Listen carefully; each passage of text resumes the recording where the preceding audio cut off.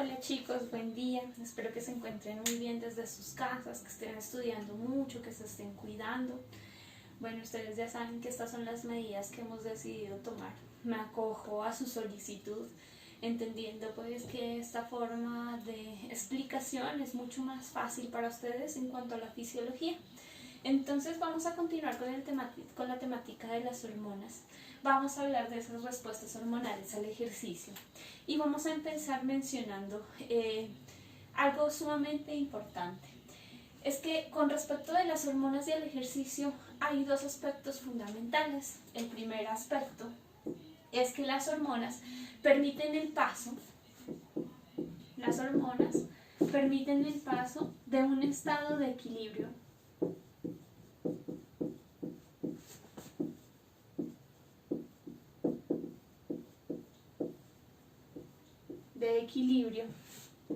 del medio interno.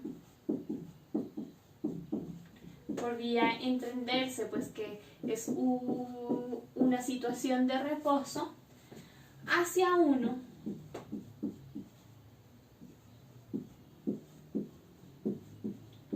donde predomina el consumo energético.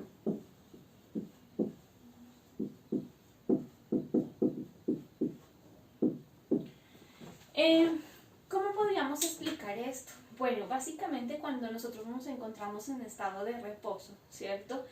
Puede haber glucosa que se acumule en sangre. Ustedes saben que esto se conoce como glucemia, ¿sí? O puede ser el caso contrario de que no haya tanta concentración de glucosa en sangre. Digámoslo así, si una persona ha finalizado la actividad física regular que practica, pues obviamente hubo una disminución del consumo de glucosa en sangre, ¿cierto? ¿Cómo se hizo esto? Pues gracias a la insulina. La insulina dijo, no, necesitamos activar la regulación creciente para incrementarle el número, la actividad del número de receptores, es decir, en este caso el GLUT4, para hacer que esa glucosa entre a la célula y sea utilizada. En el caso contrario, digámoslo así, que si la persona estuvo en reposo pero vuelve a retomar esa actividad física, puede ser que en ese reposo pues ya el consumo energético o la fuente de energía que tenía como glucemia se consumió, ¿sí? Por ende actuó la insulina. Si la persona vuelve a retomar la actividad física, ¿qué pasa? Pues no hay cantidad de glucosa en sangre, se acabaron esas reservas que habían en sangre. Entonces, ¿qué pasa? Bien, entonces dice el glucagón, dice, necesito que por favor empiecen a producir más glucosa en sangre. Entonces, él estimula la producción de glucosa en sangre, hace que se incrementen los niveles de glucosa en sangre para permitir la entrada de esa glucosa nuevamente a la célula para ser utilizada como fuente de energía, ¿cierto? Entonces miramos aquí cómo las hormonas se encargan de producir cambios, ¿cierto? En el organismo, en esos órganos diana donde se está trabajando, que bien puede ser el hígado, puede ser el músculo, puede ser el tejido adiposo, como los tres lugares de acción de las hormonas pancreáticas. Entonces, miren cómo en ese ejemplo pasamos de un estado de reposo, ¿cierto?, a uno donde predomina el consumo energético, porque necesitamos empezar a quemar grasa, a quemar proteínas para producir glucosa para que ésta sea utilizada como fuente de energía, ¿cierto? Ese es el primer punto. Y el segundo aspecto importante sería que el ejercicio sistemático, entendido como el ejercicio que involucra toda la activación de nuestros sistemas corporales y sistematizado, es decir, un ejercicio que obviamente se ciñe a un protocolo específico, ¿no? A un macrociclo de entrenamiento, es decir, que ha sido previamente programado, produce cambios en las concentraciones de hormonas, ¿cierto? Ustedes ya saben, ¿cierto? ¿Qué es lo indicado? Esto quiere decir que pequeñas concentraciones de hormonas produzcan respuestas específicas y efectivas. ¿Sí? Les había dicho que cuando una persona está empezando la práctica de actividad física, pues es normal que se incremente la producción de hormonas, ¿cierto? Y que ese aumento en la producción de hormonas sea directamente proporcional a la intensidad del ejercicio. Es decir, entre más intensidad del ejercicio yo empiece a realizar, pues obviamente se va a incrementar proporcionalmente la producción de hormonas. Pero también les había dicho que como parte de las adaptaciones al ejercicio, ya hablamos de unas adaptaciones crónicas, es decir, de una persona que ya lleva más de 4 meses entrenando, ¿cierto? Vamos a encontrar que la respuesta indicada es que pequeñas cantidades de hormonas produzcan respuestas altamente intensas pero específicas, ¿sí? Por eso es que en muchos de los deportistas el incremento de ciertas hormonas como el cortisol es entendido como un sistema de alerta, como algo que nos está diciendo que hay un problema en ese deportista, bien sea por sobreentrenamiento o porque está sufriendo alguna lesión deportiva.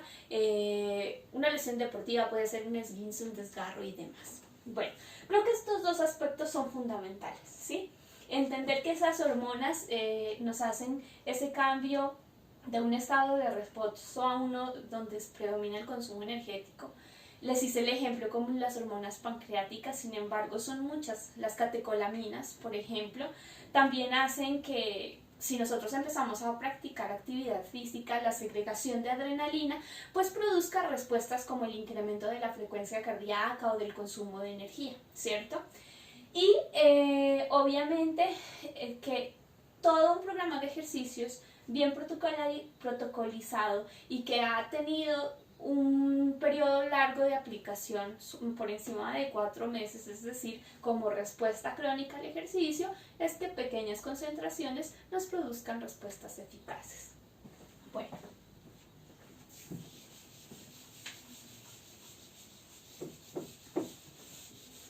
Ahora, ¿qué vamos a hacer, niños? Bueno, la próxima clase, ¿cierto? Les subiré la próxima clase también para que podamos conocer pues un poco más sobre estas respuestas hormonales al ejercicio. Pero les recuerdo que el próximo miércoles en horario de 4 a 6 nos estaremos conectando nuevamente por Meet. Les enviaré la invitación formal a su correo y me van a hacer preguntas, vamos a resolver dudas para que este tema quede claro, ¿sí? Porque la idea es que les vaya bien, ¿sí? No quiero que nadie pues tenga dificultades con esto. Si alguien está teniendo dificultades con la comprensión del tema, hágamelo saber por medio del chat o comuníqueselo a su representante para que su representante me informe y yo pueda hacer pues la diligencia respectiva, ponerme en comunicación con ustedes para brindarles asesoría, ¿sí? Si ya es algo pues de todo el grupo, pues saben que para eso tenemos las clases del miércoles y del jueves. Nos seguiremos conectando por Meet para resolver inquietudes y les estaré subiendo actividades adicionales a la plataforma para que puedan ir comprendiendo un poco más sobre la temática. Bueno, importante, el ejercicio dinámico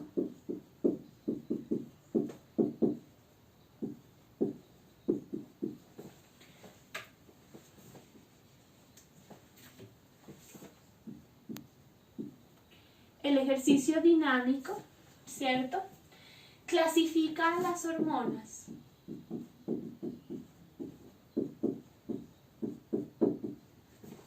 en función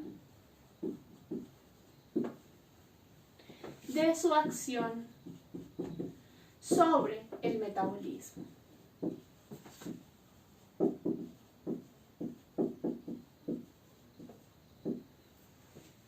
¿Qué quiere decir esto? Que de acuerdo a la función que la hormona vaya a cumplir, pues se va a clasificar en hormonas catabólicas o en hormonas anabólicas.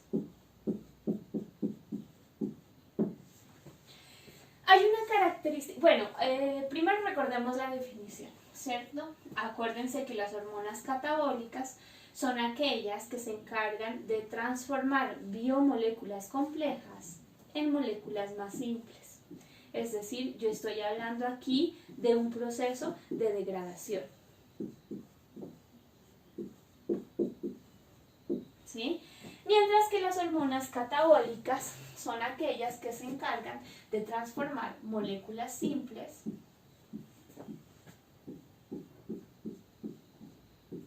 en biomoléculas complejas, es decir, se encarga de la síntesis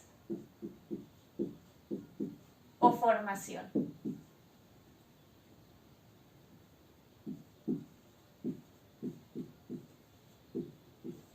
¿Sí? Pero hay algunas características importantes, que es que las hormonas catabólicas también se encargan de aumentar la concentración en sangre, ¿sí? En este caso puede ser de glucosa, ¿sí? Mientras que las hormonas anabólicas se encargan de disminuir las concentraciones en sangre. Puedo seguir hablando de la glucosa, un ejemplo, ¿sí?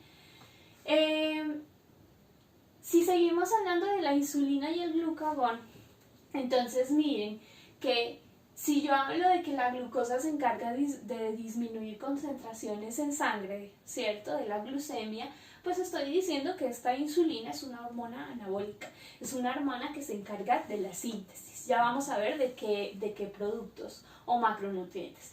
Mientras que si yo estoy hablando de las hormonas catabólicas, como en el ejemplo que estamos siguiendo, el glucagón, este se encarga de aumentar las concentraciones de glucosa en sangre. Por eso les ponía el ejemplo, si la persona hizo actividad física, pero tomó un descanso y vuelve y retoma la actividad física, ¿qué necesita hacer el glucagón? Pues incrementar la producción de glucosa en sangre para ser utilizada como fuente de energía, ¿sí? Sin embargo, el glucagón se caracteriza por ser una hormona catabólica y que se encarga de la degradación de ciertos macronutrientes como los lípidos y las proteínas. Miren que esta temática es muy bonita, yo pienso que la fisiología en todos sus aspectos es hermosa, ¿sí? Y muy importante es cómo ustedes la asumen y el amor que adquieran por ella. Por eso recuerden que siempre trato de dar la temática de la forma más simple para que usted pueda aprender y aplicarla a la vida cotidiana, porque de nada me serviría darle algo muy complejo que usted sabe que nunca en su vida lo va a utilizar. Bueno, vamos a hablar de algunas notas importantes. ¿Sí? Espérenme, yo utilizo otro marcador.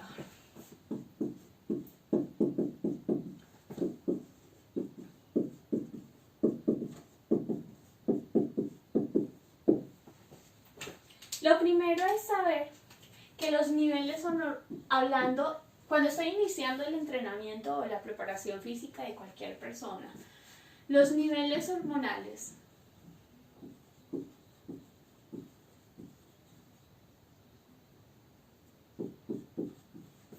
dependen de las características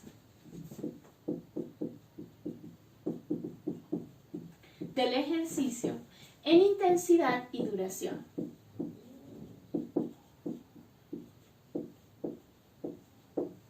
¿Sí? Les decía que esto es cuando yo estoy iniciando para que una persona inicie su práctica deportiva. ¿Por qué? Porque les decía, al inicio la producción de hormonas es directamente proporcional a la intensidad del ejercicio o a la duración de la misma. Entonces, eso va a ser normal en nosotros si empezamos a hacer entrenamientos, ¿cierto? Y entonces,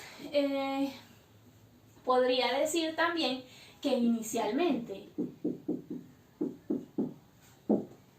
para que una respuesta hormonal se produzca,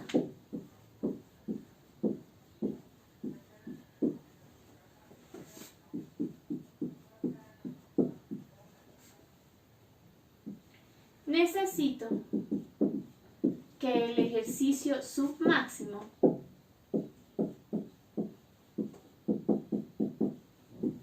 sea lo suficientemente prolongado para que ésta se produzca.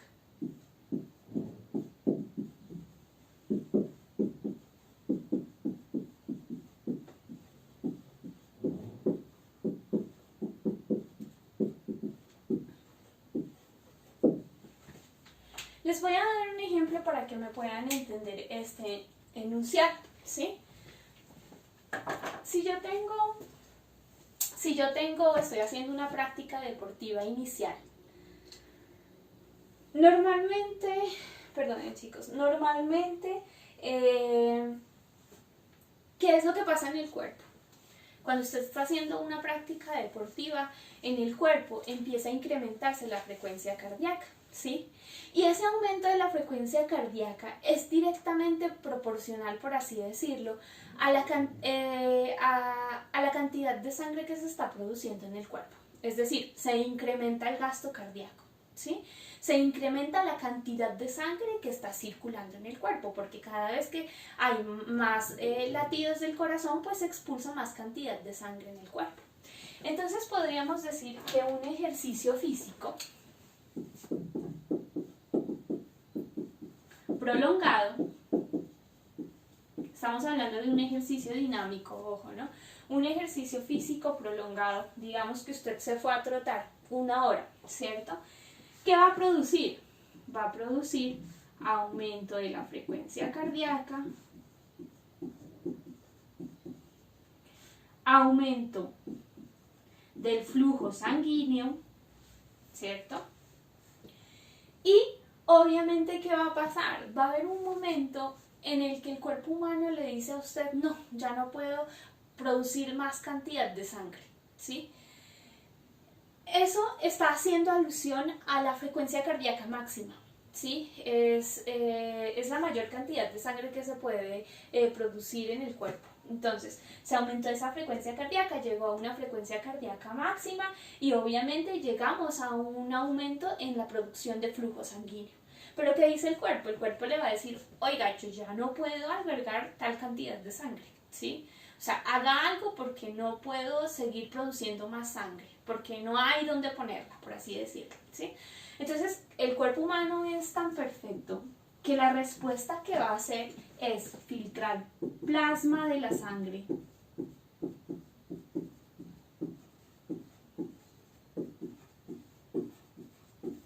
Es decir, de la sangre que hay en el cuerpo va a quitar una cierta cantidad de plasma, ¿cierto? Y este plasma que se filtró aquí lo va a mandar al espacio intersticial.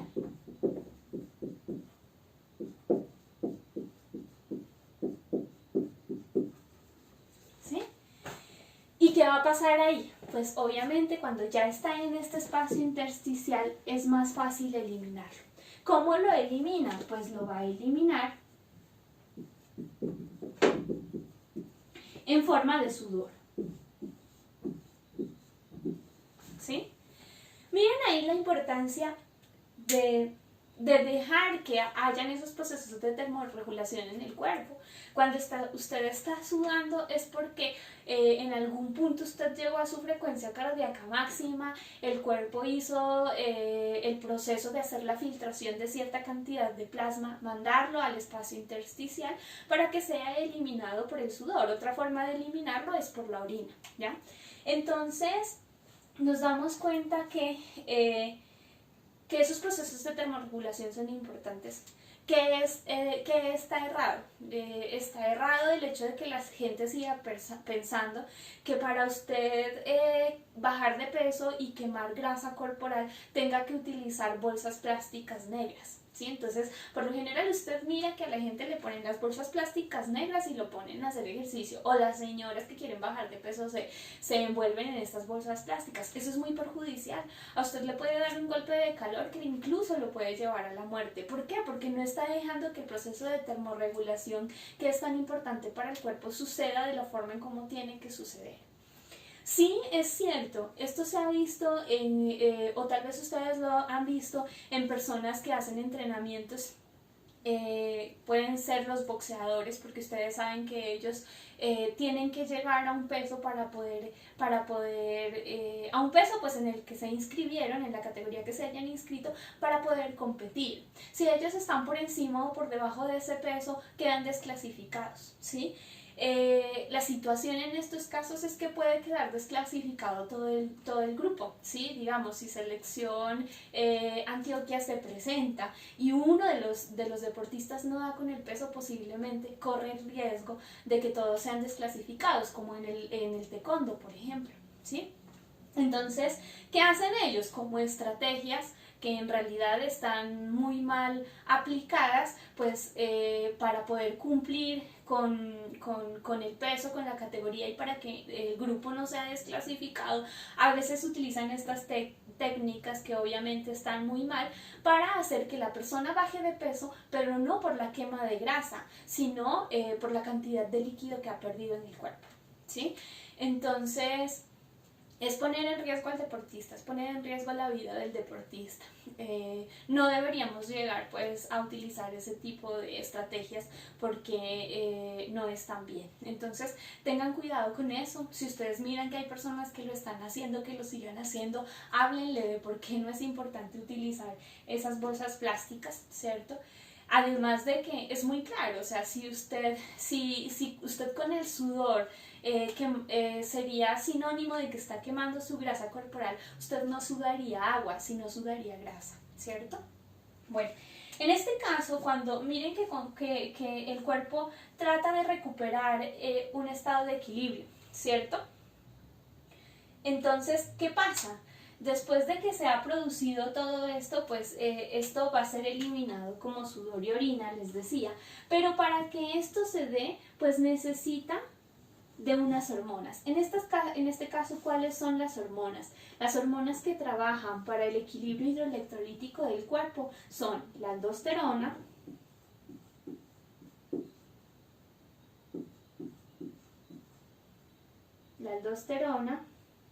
y por acá tenemos la otra que es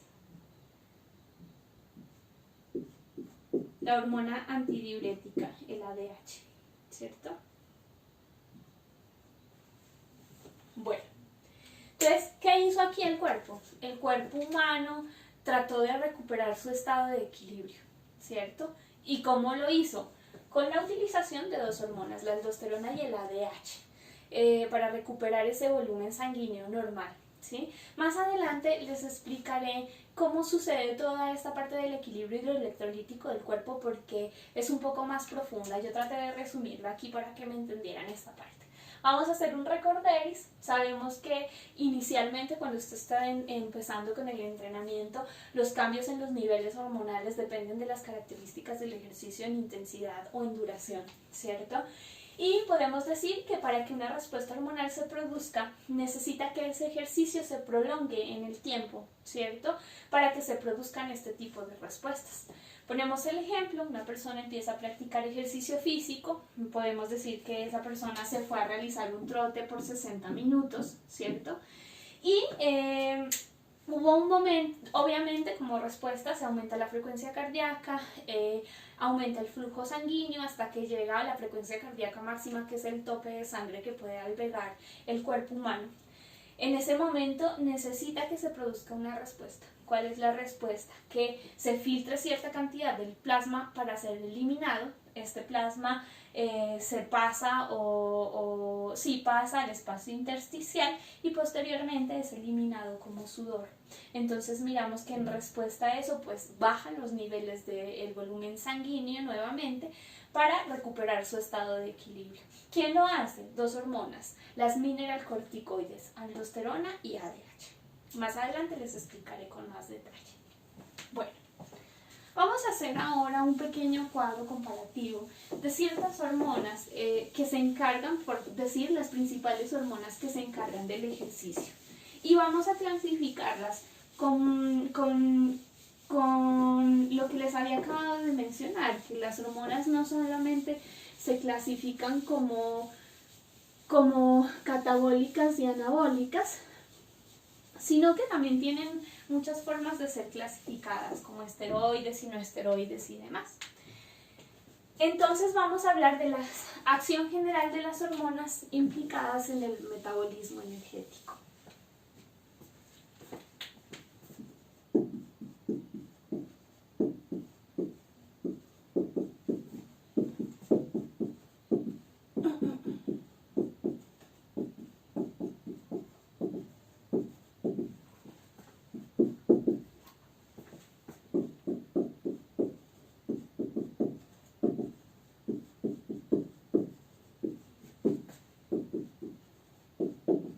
Hay muchas hormonas, ¿no?, que van a trabajar en esta parte del metabolismo energético, pero yo les voy a hablar de las principales. Vamos a poner en este cuadro las hormonas.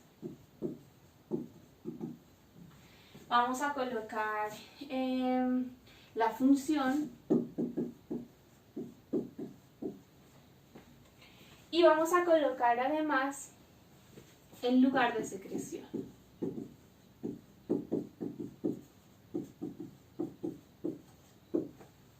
¿Sí?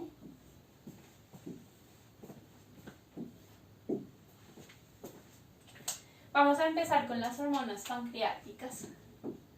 Vamos a empezar con la insulina. La insulina es una hormona que se produce en las células beta del páncreas. Específicamente, ¿dónde? En los islotes de Langerhans. ¿Sí? En el páncreas. Esta hormona, acuérdense que esta hormona lo que hace es disminuir las concentraciones de glucosa en sangre. ¿Sí? Pero también se encarga de hacer síntesis de grasas.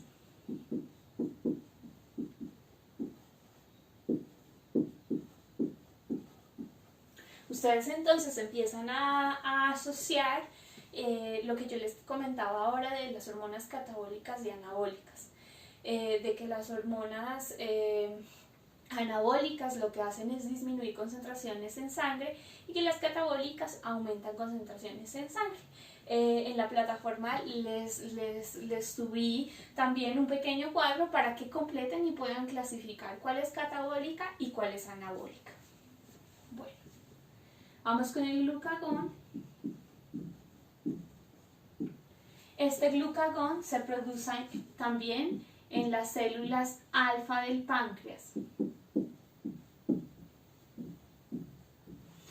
Y como antagonista de la acción de la insulina, pues lo que van a hacer es aumentar concentraciones de glucosa. Pero miren que estas, en lugar de hacer síntesis, hacen degradación de proteínas y grasas. Degradación de proteínas y grasas. Bueno, otra de las hormonas que habíamos hablado también es la hormona de crecimiento. No la hemos tocado con detalle y lo vamos a hacer después de esto. Hormona de crecimiento. Esta hormona de crecimiento se secreta en la hipófisis anterior.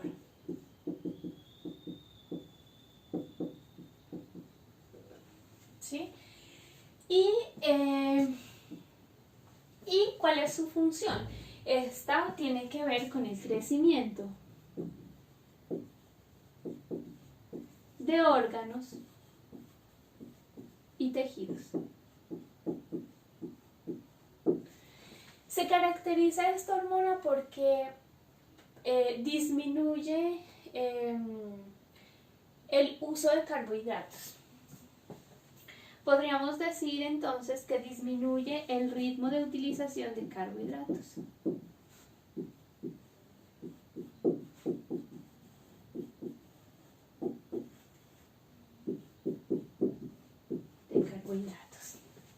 ¿Sí? Ahí tenemos entonces 3 hormonas importantes. Vamos a seguir con el resto. Miren cómo cada una de ellas, aparte de subir o bajar las concentraciones en sangre, pues también se encargan de hacer síntesis o degradación de macronutrientes, ¿cierto? Porque esta disminuye, por ejemplo, el ritmo de utilización de carbohidratos, porque posiblemente está concentrada en la utilización de otros macronutrientes, ¿sí? Que ya los vamos a ver ahora. Bueno, vamos a seguir con las otras hormonas. Tenemos la catecolamina y el cortisol.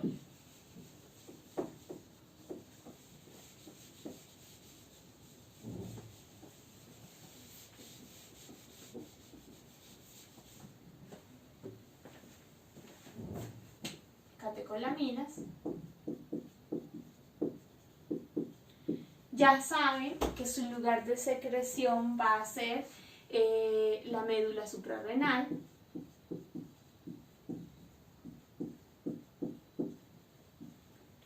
Y recuerden que cuando yo hablo de catecolaminas estoy hablando de la adrenalina o de la noradrenalina. Les ponía el ejemplo ahora de que se encarga de estas hormonas, ¿cierto? La adrenalina, por ejemplo, se va a encargar de disminuir la frecuencia cardíaca, por ende, de aumentar el volumen sistólico y por ende pues vamos a ver también que esta hormona se encarga de la movilización de glucógeno.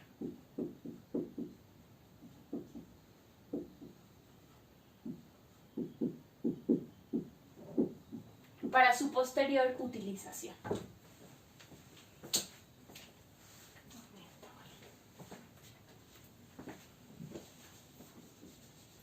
Y otra de las hormonas que también es importante que conozcamos son los glucocorticoides, ¿cierto?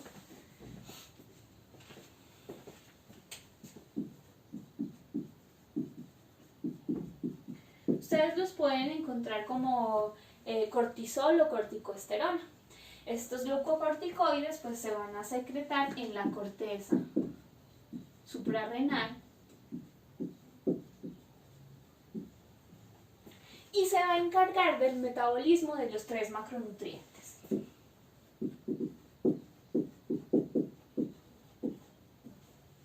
De carbohidratos, de lípidos y de proteínas.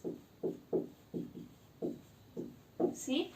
Es importante conocer que todo es un proceso. Yo desde el inicio de las clases les decía, todo es un proceso.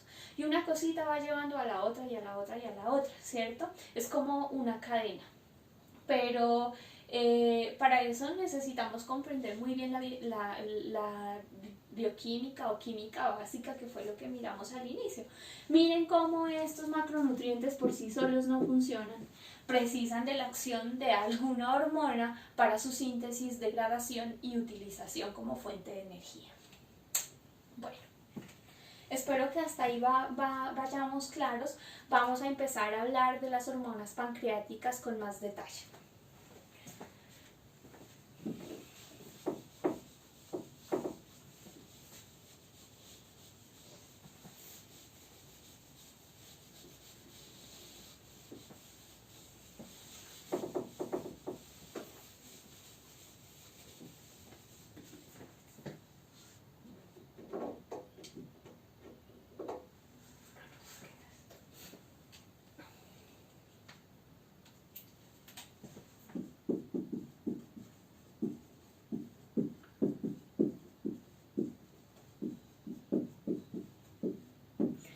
Ya saben que las hormonas pancreáticas son la insulina y el glucagón. Vamos a empezar con la insulina. ¿Qué es importante saber de la insulina? Que la insulina está compuesta por 2 cadenas péptidas. Y este no se ve.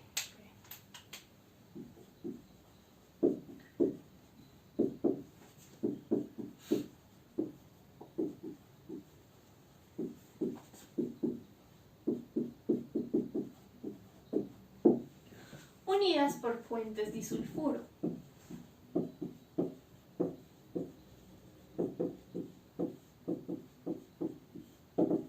Es decir, por la unión de 2 azufres.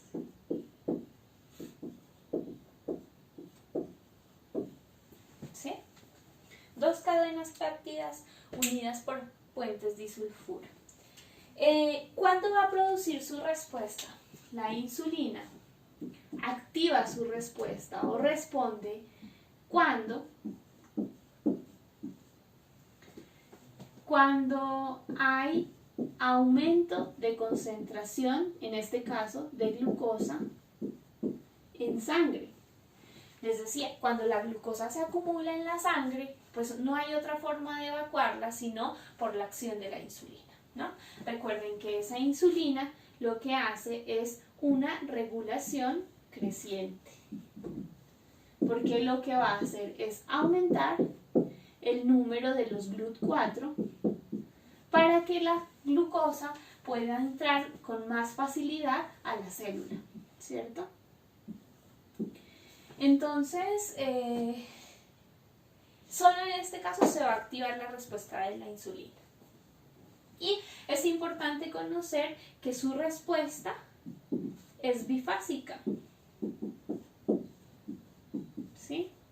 ¿Qué quiere decir bifásica? Que tiene un pico de secreción rápido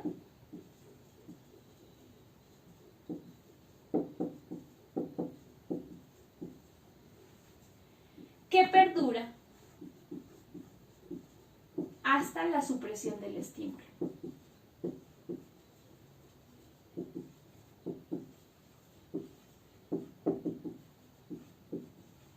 ¿Sí? Ya les voy a explicar esto con un gráfico para que me puedan entender. Entonces, es fundamental la acción de la insulina en nuestro cuerpo, ¿no?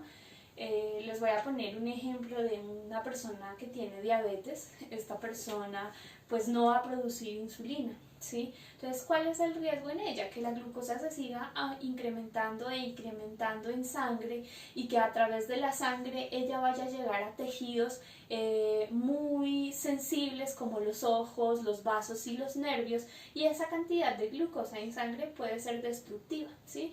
Por eso es que muchas de estas personas diabéticas tienen problemas en sus procesos de cicatrización, o tienen problemas oculares, o tienen pie diabético, ¿sí? Porque básicamente esa acumulación de glucosa en sangre termina destruyendo los tejidos. Bueno, ¿cómo se da esta respuesta bifásica? Vamos a dibujarlo acá.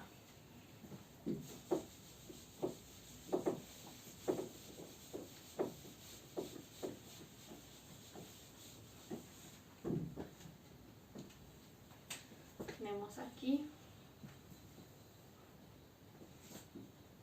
¿sí?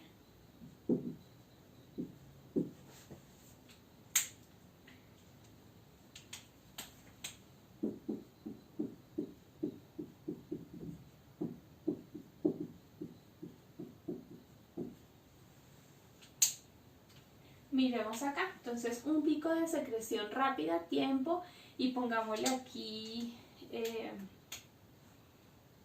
actividad física, ¿no?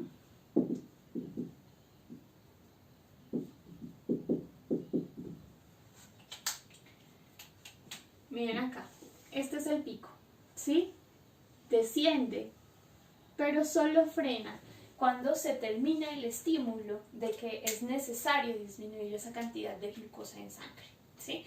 Cuando los niveles de glucosa en sangre hayan bajado, entonces, pues obviamente esta secreción de insulina desciende, ¿sí? Aquí pongámosle, hagámosle un poquito más acá.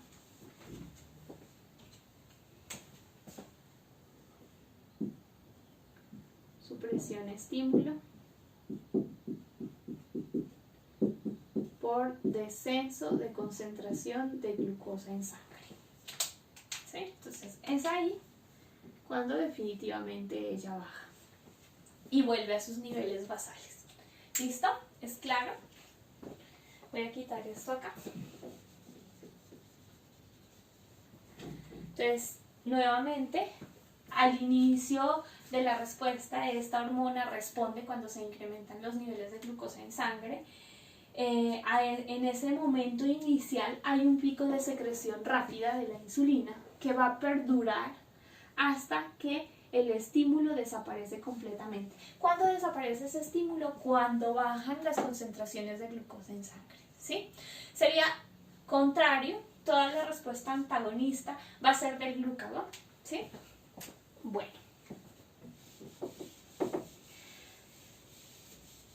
Importante, esta insulina estimula, ya les había dicho,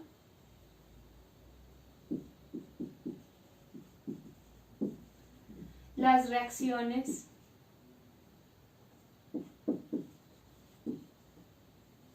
anabólicas estimula todas las reacciones anabólicas, ¿de qué? De los glúcidos, de los lípidos, de las proteínas, de los ácidos nucleicos, se los voy a poner acá. Glúcidos, eso es lo mismo que carbohidratos. Lípidos, proteínas y ácidos nucleicos.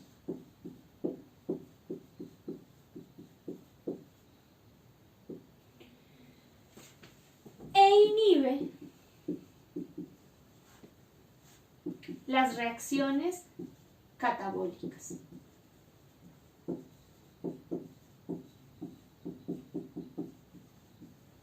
Miren, ahí la respuesta a lo que hablábamos anteriormente, ¿sí? Es una hormona anabólica, ¿sí? Es una hormona que se encarga de la síntesis, de la producción de macronutrientes. Hay 3 lugares importantes donde la insulina va a actuar. Los 3 lugares van a ser el tejido adiposo, el hígado y el músculo. ¿Sí? Tejido adiposo, hígado y músculo. Ahí va a trabajar fuertemente la insulina. ¿Cómo lo va a hacer? De la siguiente manera. Miren pues.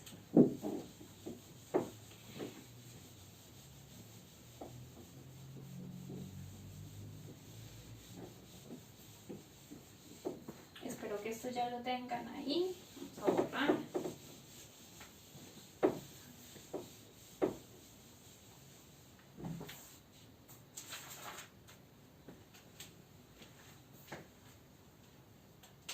En el hígado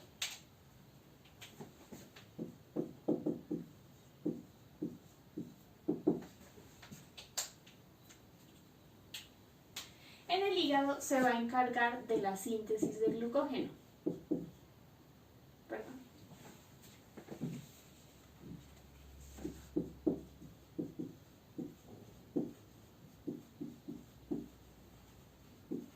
¿Sí? Pero también tiene 2 tareas importantes. Captación de aminoácidos y captación de ácidos grasos. ¿Sí? Recuerden que si ella se encarga de la síntesis, pues ¿para qué está captando esos aminoácidos? Precisamente para formar proteínas y capta ácidos grasos para formar triglicéridos. Miren que ahí yo les estoy hablando de solo producción de macronutrientes. En ningún momento hay lisis, en ningún momento hay destrucción. En el tejido adiposo,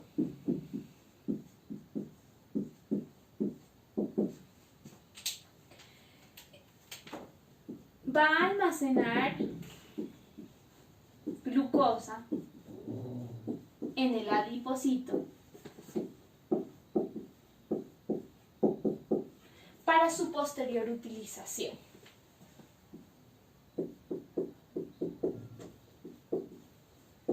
¿Sí? Y también se va a encargar de captar ácidos grasos para formar triglicéridos.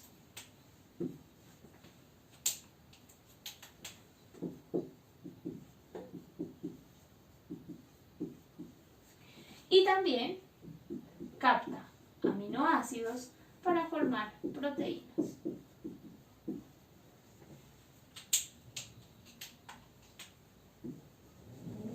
¿Sí? En el músculo esquelético se va a encargar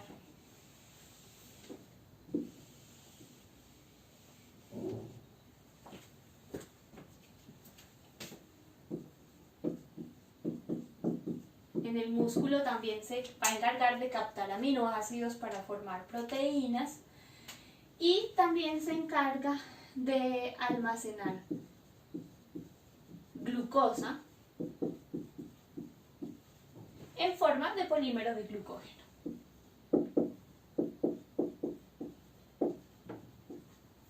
Acordémonos cómo se llama el proceso, recuerden, almacenar glucosa en forma de polímero de glucógeno.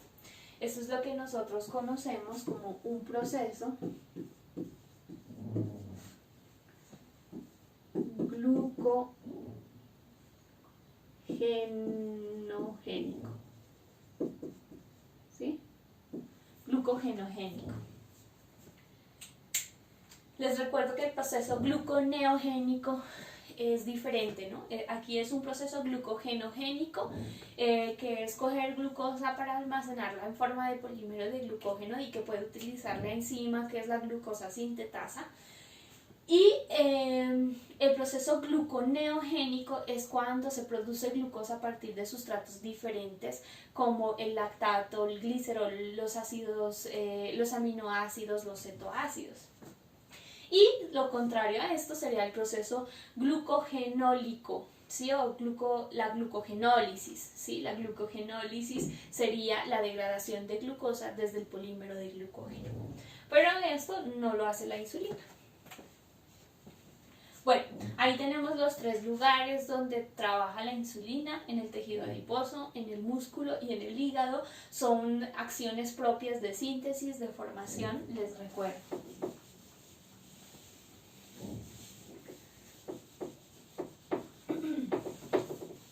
Para hablar del glucógeno, pues es claro que el glucógeno va a ser la función contraria, ¿cierto? El glucagón. Este glucagón es antagonista a la acción de la insulina.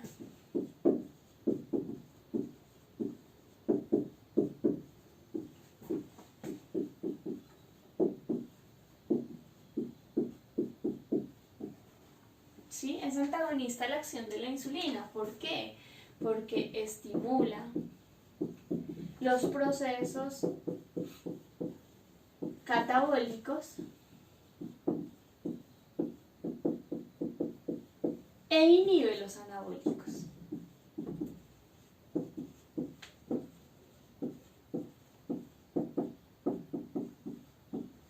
¿Sí? Los lugares de activación o de participación del glucagón son los mismos que la insulina. También trabaja en el tejido adiposo. Y es claro lo que va a hacer ahí. En ese tejido adiposo favorece la degradación de triglicéridos.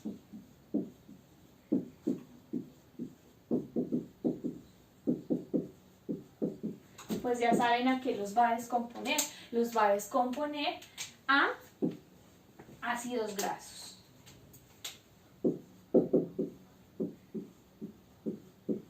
Es decir, que se encarga de hacer lisis, que se encarga de hacer destrucción. Lipólisis. ¿Sí? En el tejido muscular, como en el hígado, va a hacer las mismas funciones. Vamos a mirarlas acá. Entonces, en el hígado y en el músculo. Bueno, ¿qué va a hacer? En estos dos va a degradar glucosa del polímero de glucógeno.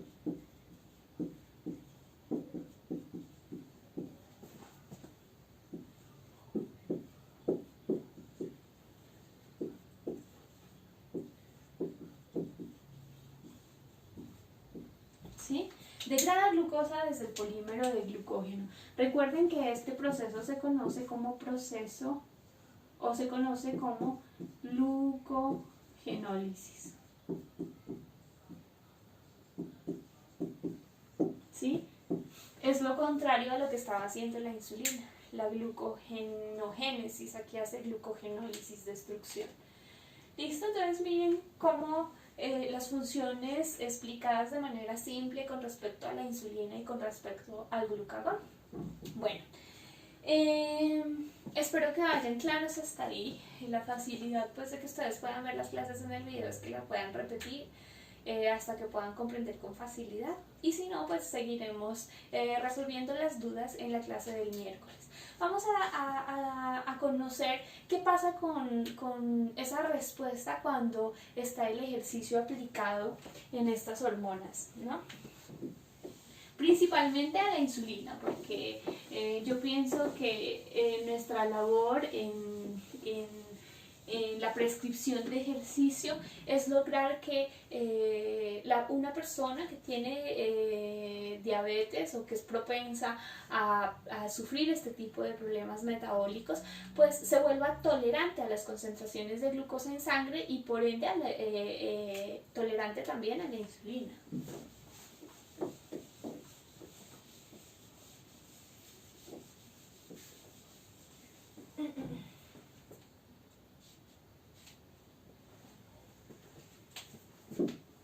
Vamos a hablar de la modificación con el ejercicio.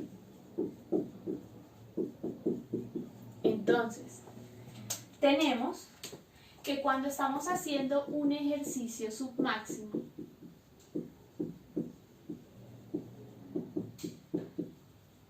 ¿cierto?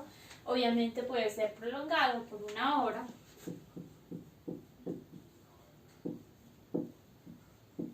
Aquí va a haber una respuesta.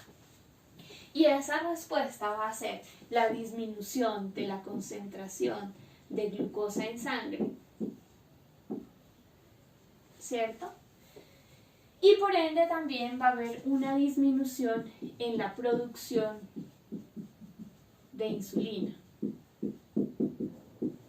¿Por qué decimos que el ejercicio es importante para una persona diabética?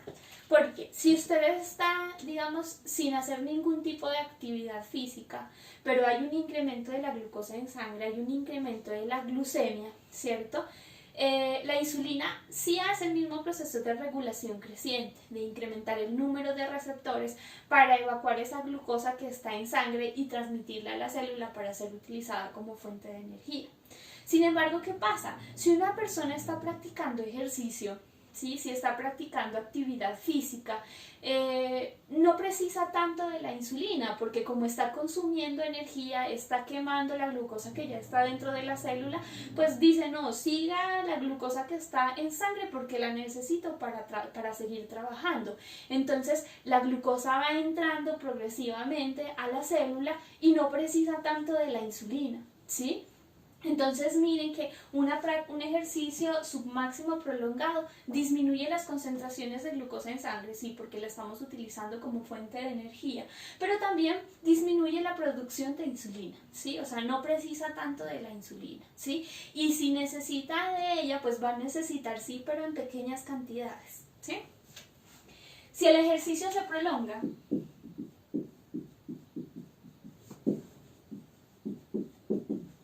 mucho más en tiempo, ¿qué va a pasar? Pues hay un nuevo descenso de las concentraciones de glucosa en sangre, pero también disminuye la cantidad de insulina producida.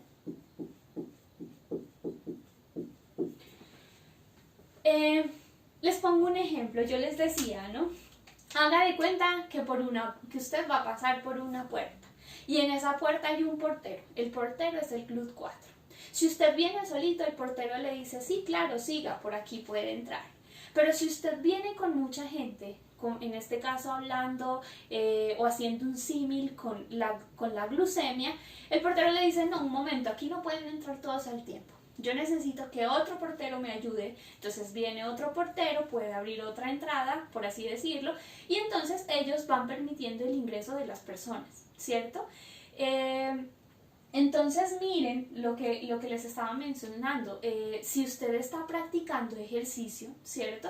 Pues obviamente va a haber un flujo de personas, en este caso de glucosa mucho más rápido, entonces y si lo hace en orden, entonces está el portero, viene una persona al tiempo y le dice, permiso que necesito entrar para trabajar, entonces deja entrar el portero a la persona, en este caso deja entrar el GLUT4 a la glucosa se metaboliza en la célula y resulta que el portero personas dicen, no, es que necesito otra persona que entre a reemplazar la persona porque ya se cansó, porque ya se agotó, en este caso la glucosa, ¿sí? Perdónenme los ejemplos, yo sé que no son los mejores, pero intento explicarles de esa manera, ¿sí? Entonces, si se prolonga el ejercicio en el tiempo, hay un nuevo descenso de glucosa en sangre y posiblemente de producción de insulina. La idea es que yo no precise de producción excesiva de insulina o que no requiera de ella, porque el ejercicio va quemando glucosa, entonces va dejando entrar nueva glucosa, ¿sí? Entonces vemos aquí, importante, ¿qué quiere decir esto que les estoy mencionando acá? Que el ejercicio estimula la tolerancia a la glucosa y por ende a la insulina. ¿Sí? Por eso es que es tan bueno que estas personas con diabetes practiquen algún tipo de ejercicio, porque así van a evacuar su glucosa en sangre y no precisan, a veces no precisan pues de la insulina, ¿sí? O sea, la insulina es necesaria para todos, pero ese sería un método sencillo de mantener saludables a las personas con diabetes, con la práctica de actividad física. Ahí está nuestro papel, pues obviamente como personas profesionales del área de la salud, ¿cierto? Y más como fisioterapeutas, y aún más si a ustedes les gusta este cuento de la prescripción de actividad física, de ejercicio o de deporte, ¿sí? Porque puede ser que les llegue un deportista y el deportista sea insulino dependiente, entonces usted va a saber, pues, lo fundamental que para él es una adecuada prescripción de ejercicio, ¿cierto?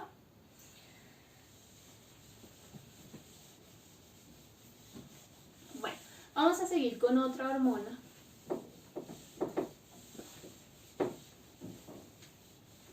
Que es la hormona de crecimiento.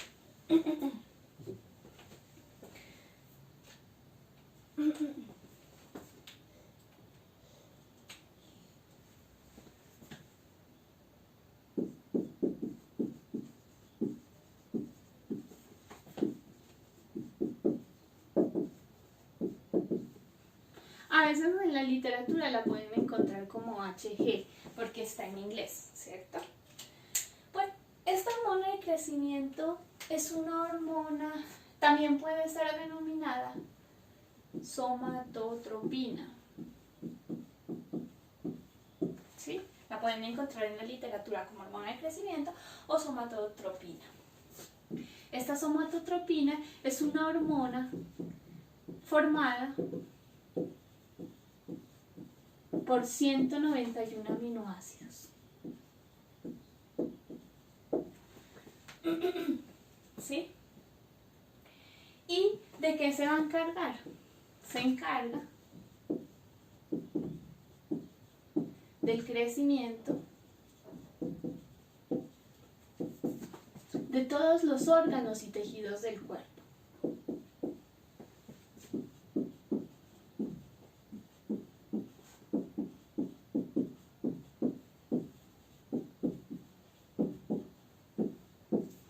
¿Sí? Ustedes miran que estamos hablando del crecimiento de órganos y de tejidos, entonces pueden comprender que es una hormona que se encarga de hacer formación, ¿cierto?, de nuevos tejidos, de hacer síntesis, pero también puede tener una función contraria, ya la vamos a ver. Bueno, esta hormona, una vez liberada la sangre,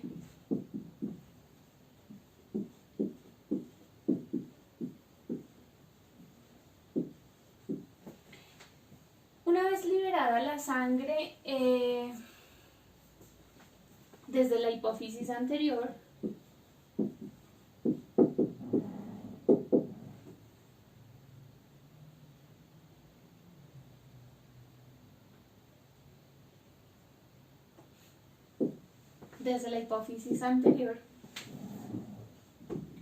se une a proteínas sanguíneas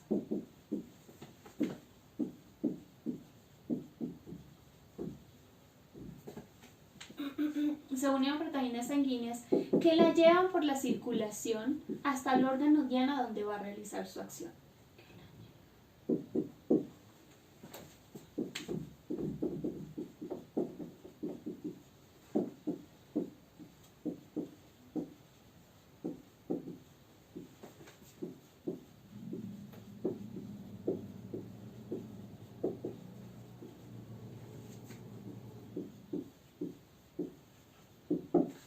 ¿Sí?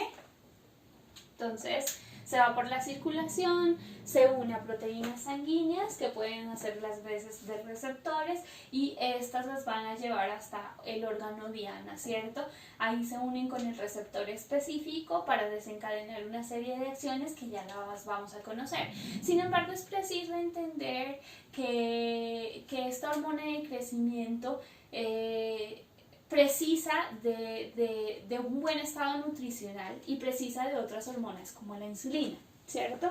Ustedes se han dado cuenta pues que la nutrición es fundamental para que esta hormona cumpla su acción, porque si no hay una buena nutrición, ella no va a poder activar todas sus acciones fisiológicas, ¿cierto?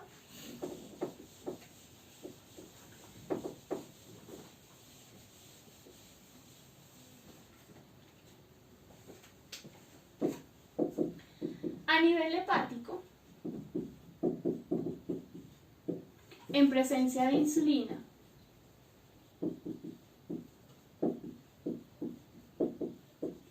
y de un buen estado nutricional, que es fundamental,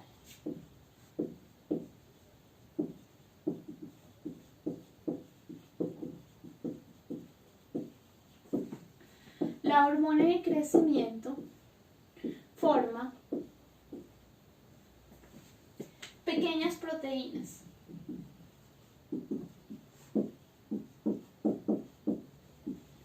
llamadas inmunoglobulinas F. ¿Sí?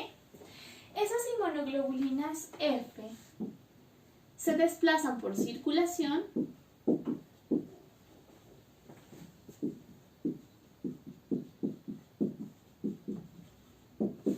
hasta llegar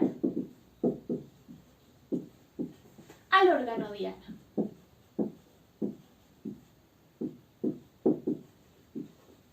Y se unen a su receptor específico.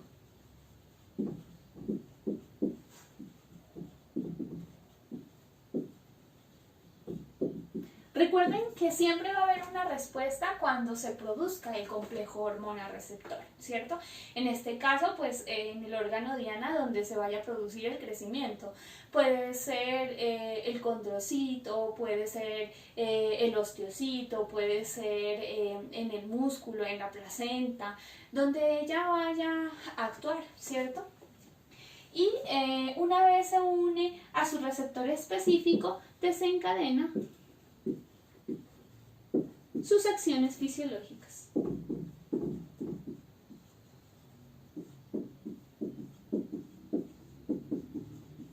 ¿Sí? ¿Cuáles son sus acciones fisiológicas? La primera y más importante es el crecimiento de todos los tejidos y órganos. Pero obviamente para que se dé ese crecimiento precisa de su siguiente acción fisiológica, que va a ser la síntesis de proteínas en todas y cada una de las células del organismo.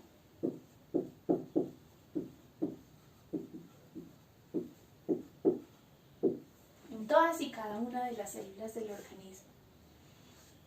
También se encarga de movilizar la grasa desde sus lugares de almacenamiento para su posterior utilización.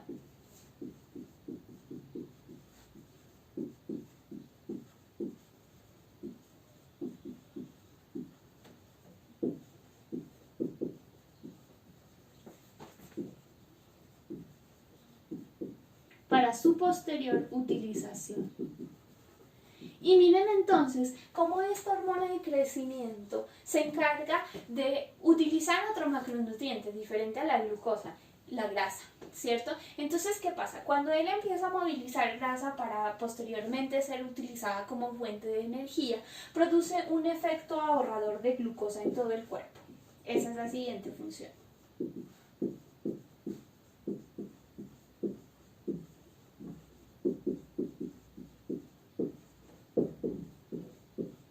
En todo el cuerpo. ¿Sí? Efecto ahorrador de glucosa en todo el cuerpo u organismo. ¿Por qué? Porque está utilizando o le está dando preferencia a las grasas. ¿Sí? Esa sería una de las razones principales por qué nosotros en la infancia tenemos que prescribir ejercicio, para que no haya acumulación de grasa y esa persona se nos convierta en una persona con sobrepeso o con obesidad infantil, ¿cierto? ¿Cuál es la ventaja en estas personas? En los niños la ventaja grande es que ustedes saben que las células, algunas células como las células musculares, pueden hacer hipertrofia, más no hiperplasia, ¿cierto? En este caso, en los adipocitos sucede igual. Cuando nosotros estamos en la edad adulta, podemos hacer hipertrofia de las células, pero no podemos hacer hiperplasia, es decir, no podemos aumentar la cantidad de adipocitos. La ventaja es que en los niños eso se revierte. Los niños tienen la posibilidad de aumentar o disminuir el número de adipocitos. Entonces, como tienen la posibilidad de disminuir el número de adipocitos, es una ventaja para nosotros, para que el niño no incurra en sobrepeso o en obesidad, ¿cierto? En el adulto ya no se puede. En el adulto el número, la cantidad de adipocitos que hay en su cuerpo ya no se puede disminuir, tampoco se puede aumentar. ¿Qué pasa en el adulto? Se empieza a incrementar el tamaño del adipocito.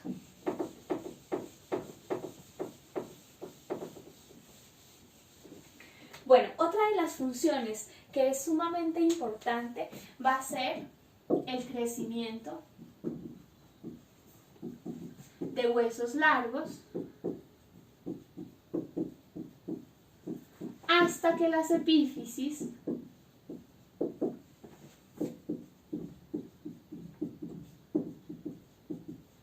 se suelten, ¿sí? O se sellen. Acuérdense que las placas epifisiarias van a permitir el crecimiento de huesos largos aproximadamente hasta los 18 o 21 años, ¿no?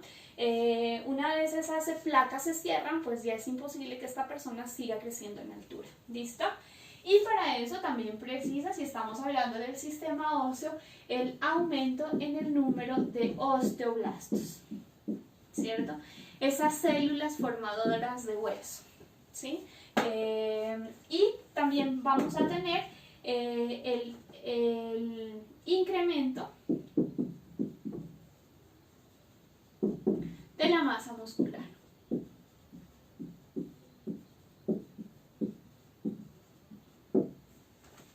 ¿Sí? Por hablar pues como de las más importantes, porque hay un sinnúmero de funciones fisiológicas propias de la hormona de crecimiento.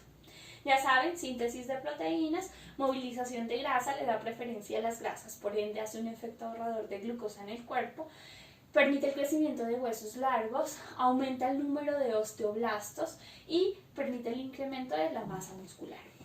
Son 7 funciones importantes cuando hablamos de la hormona de crecimiento. Pero ya saben que para que esto se genere, pues tiene que haber un complejo hormona-receptor. ¿Dónde? En el órgano donde precisa hacer estas acciones. Si yo estoy hablando que necesito que el hueso crezca en longitud, pues ¿dónde va a estar el receptor? En el hueso largo. Bueno, y vamos a mencionar algunas como de las modificaciones con el ejercicio cuando hablamos de esta hormona de crecimiento. Con esto ya los dejo con el ejercicio. Miren este dato sumamente importante que les voy a dar. El ejercicio, acuérdense que estoy hablando de un ejercicio dinámico en este caso, incrementa a 146 o 166% la hormona de crecimiento. ¿Sí? Miren por qué es tan fundamental que un niño empiece a hacer ejercicio físico. porque esa hormona de crecimiento se dispara y nosotros tenemos que aprovecharnos de eso, ¿cierto? Por ejemplo, la práctica de baloncesto o atletismo, hay estudios actualizados que muestran que permite el incremento de la hormona de crecimiento. Por eso si ustedes van a ver la contextura de una persona que practica baloncesto es de una persona delgada pero alta, ¿cierto? Sin embargo, podemos decir que los ejercicios de fuerza también lo producen, pero con los ejercicios de fuerza en los niños hay que tener principal cuidado, ¿listo? Entonces, ¿qué pasa? Los ejercicios de fuerza se tienen que prescribir en un 75 o un 80% de la fuerza muscular máxima, ¿cierto? Y sí va a producir un incremento de la hormona de crecimiento siempre y cuando, hay un considerando, se manejen pocas repeticiones. ¿Sí? Pocas repeticiones.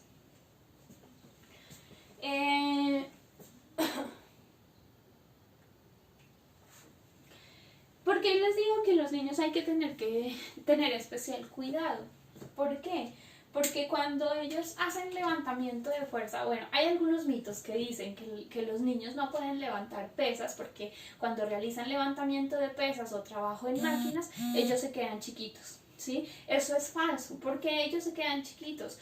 Porque ustedes saben, les estaba hablando de estas placas de crecimiento, estas placas epifisiarias que están en los huesos largos. ¿Por qué? Por la incorrecta prescripción de ejercicio o por la incorrecta biomecánica durante la ejecución del ejercicio, el inadecuado gesto deportivo, ¿sí? Un gesto deportivo mal ejecutado, estoy hablando del levantamiento de peso en los niños, va a producir fracturas en esas placas epifisiarias. Entonces, ¿cómo se soluciona? Cuando hay una fractura en esa placa epifisiaria, la placa epifisiaria se suelda con hueso, ya no con cartílago, sino con hueso. Entonces, acelera el proceso de sello o de solidificación de las placas epifisiarias y por eso el niño no crece más, pero no es porque la fuerza esté contraindicada en ellos, ojo, es porque una mala práctica deportiva puede llevar a la fractura de la placa epifisiaria, que se conoce como epifisiólisis, ¿sí? Acá les voy a escribir, se conoce como epifisiólisis, ¿sí? Fractura de la placa epifisiaria. Y les decía que como toda fractura se consolida ya no con cartílago sino con hueso. Entonces la placa epifisiaria se cerró, ¿sí? Es por eso importante saber prescribir fuerza en los niños, ¿no? Y saber conocer cuál es el gesto adecuado o la biomecánica adecuada para que no incurran en esas lesiones, ¿sí?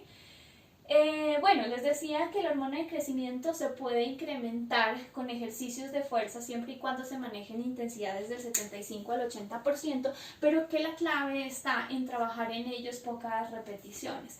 Para evitar estas epifisiólisis, ¿qué se hace? Usted no puede pasarle la pesa al niño, una pesa, digamos, de 30 libras, ¿cierto? Para hacer el gesto del levantamiento de peso como el embrión puede ser, porque puede incurrir en una lesión.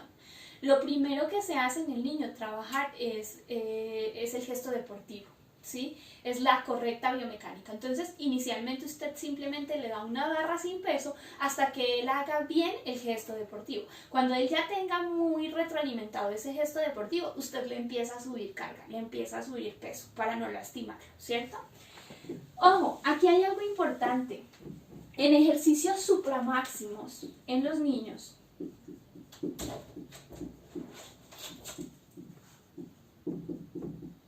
los ejercicios supramáximos, es decir, los que están por encima del 90% de la fuerza muscular máxima, ¿sí?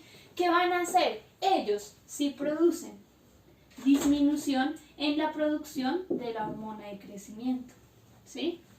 Por ende, hay que tener mucho cuidado con ello también. Cuando la hormona de crecimiento vuelve a sus valores basales, después del entrenamiento, pasadas 27 horas aproximadamente, 27 horas después del entrenamiento de fuerza, en este caso, la hormona de crecimiento vuelve a sus valores basales, ¿sí? ¿sí? Entonces miren la importancia de que un niño empiece a practicar ejercicio físico, pero más de tipo dinámico, más trabajos de resistencia, de pliometría, es decir, de salto y demás, como involucra pues todas esas capacidades físicas, el baloncesto o el voleibol. Y sí se trabaja fuerza, pero con algunas precauciones, por así decirlo. Niños, pues hasta aquí mi clase, espero que les haya gustado, espero que hayan comprendido. Ya saben que me hacen mucha falta, pero pues Dios mediante todo va a salir bien. Y recuerden que el próximo miércoles nos estaremos viendo en horario de 4 a 6 por Meet para poder resolver sus inquietudes. A la plataforma les estaré cargando algunas actividades, pero trataré de hacerlo en horario de sus clases para que no podamos como disponer del tiempo que tienen ustedes para sus otros cursos. Un abrazo, chao.